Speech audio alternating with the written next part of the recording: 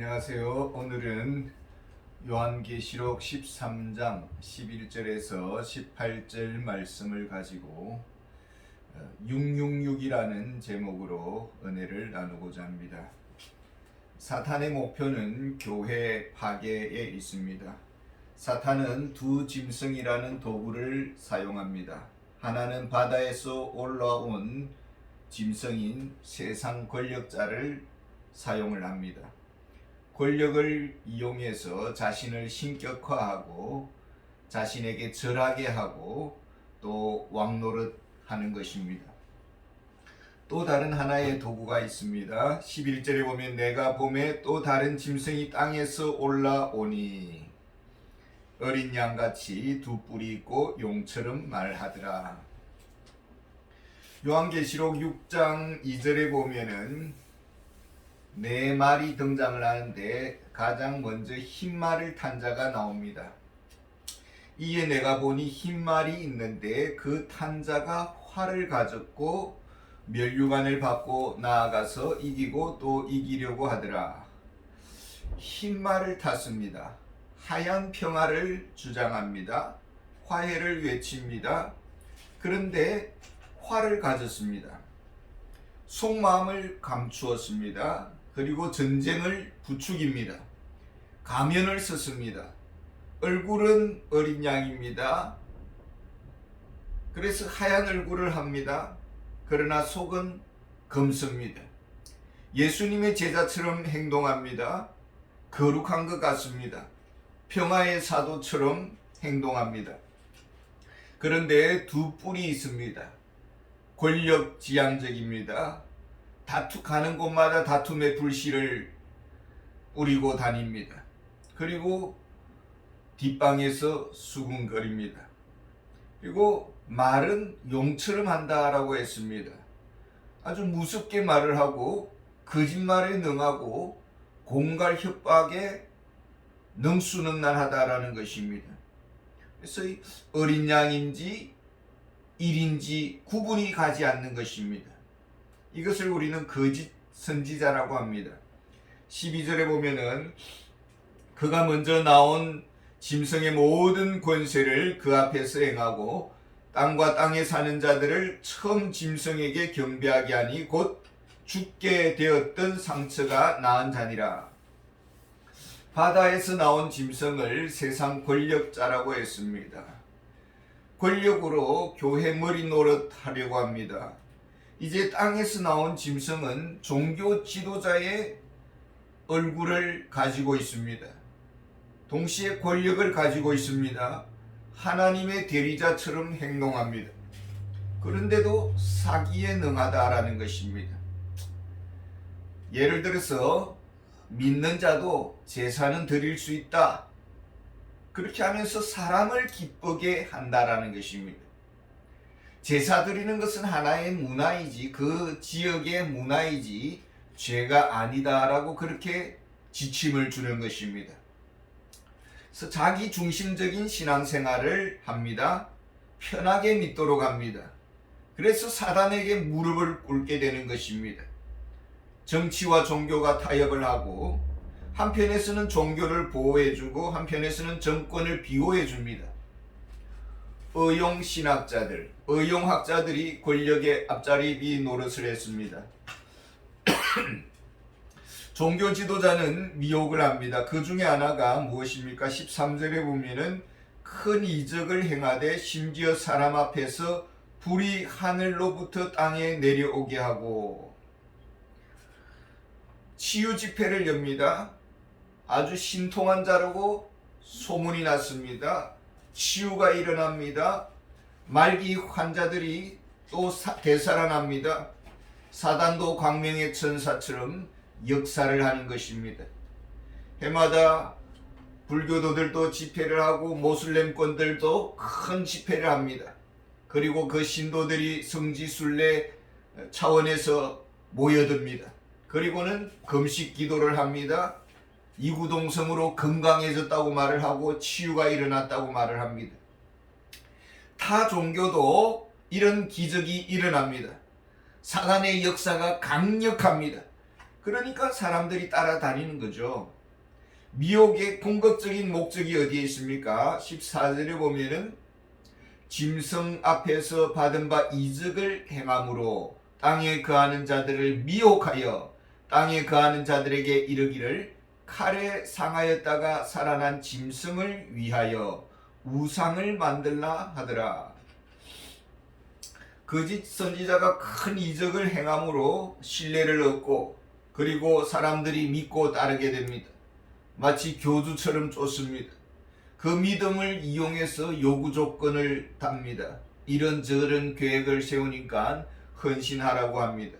특히 우상을 만들라고 합니다.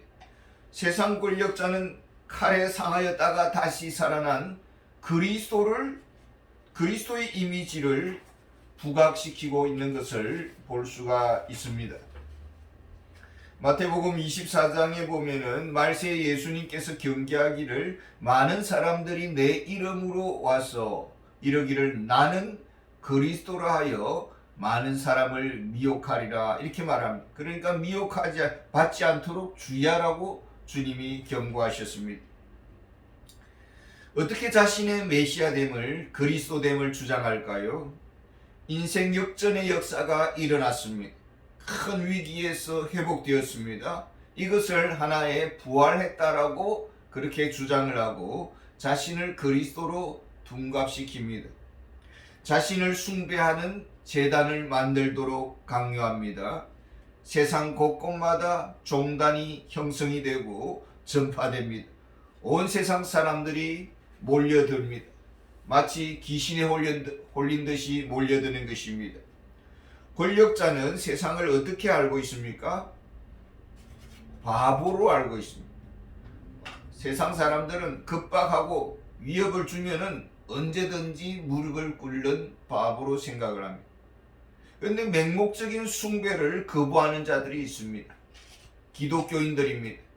나 외에는 다른 신을 섬기지 말라는 하나님의 계명 앞에 목숨을 거는 것입니다. 이들이 눈의 가시와 같습니다. 사단의 미혹 방법이 무엇입니까? 15절에 보면은 그가 권세를 받아 그 짐승의 우상에게 생기를 주어 그 짐승의 우상으로 말하게 하고 또 짐승의 우상에게 경배하지 아니하는 자는 며칠든지 다 죽이게 하더라. 그 짐승의 우상에게 생기를 주어서 그 짐승의 우상으로 말하게 한다 이렇게 말을 하고 있습니다. 현대는 사탄이 매스미디어를 도구화하고 있습니다. 우상은 돌이요 나무와 같습니다. 입이 있어도 말을 못하고 귀가 있어도 듣지를 못합니다. 그런데 어떻게 우상이 말을 할 수가 있습니까?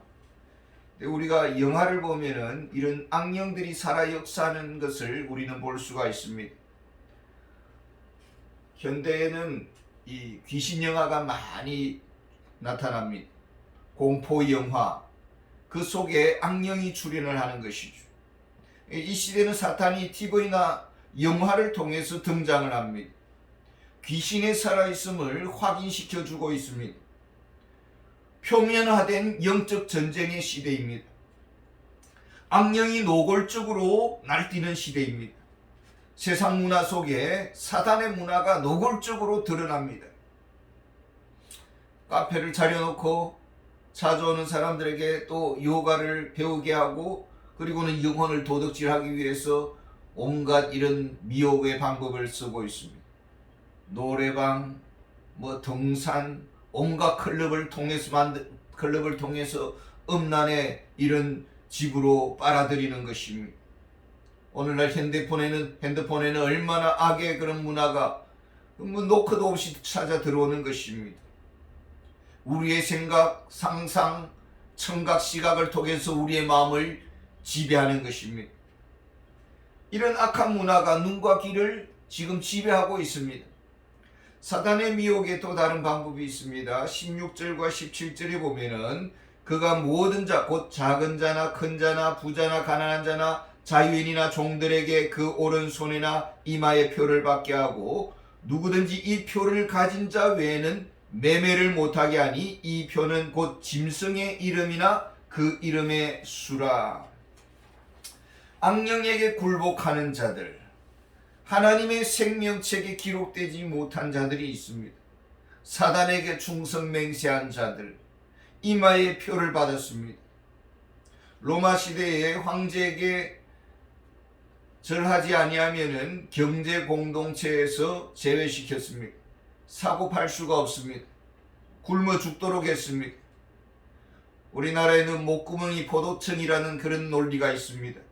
먹고 살기 위해서는 도둑질 할 수밖에 없다라는 그런 논리를 가지고 있습니다. 사단은 인간의 약점을 너무나 잘 알고 있습니다. 생존을 건드리면 굴복한다라는 것을 잘 알고 있습니다. 그래서 이런 아킬레스건을 건드려서 굴복시키려고 하는 것입니다. 온갖 방법과 술책에 능수능란합니다. 어떻게 그리스도인이 이런 사탄적 지혜를 감당할 수가 있을까요? 18절에 보면은 지혜가 여기 있으니 총명한 자는 그 짐승의 수를 세어보라. 그것은 사람의 수니 그의 수는 666이니라. 짐승의 수는 666이라는 것이 있습니다. 7은 완전수입니다. 하나님의 수라고 할 수가 있습니다. 인간의 수, 짐승의 수가 3번이나 반복되어 있습니다. 거의 완벽에 가까운 세상 지혜를 통해서 교회를 핍박하는 것입니다. 교회는 사탄의 지혜 앞에 어떻게 당하는지도 모르고 당합니다. 혼란에 빠집니다. 순식간에 이단에게 넘어가고 또 건물이 팔려 넘어가고 그런 것입니다. 그러나 세상은 세상일 뿐이고 짐승은 짐승일 뿐입니다. 무한하신 하나님의 지혜를 이길 수가 없습니다. 온갖 시험으로 교회를 흔들 것이고 신앙의 지조를 꺾으려고 할 것입니다.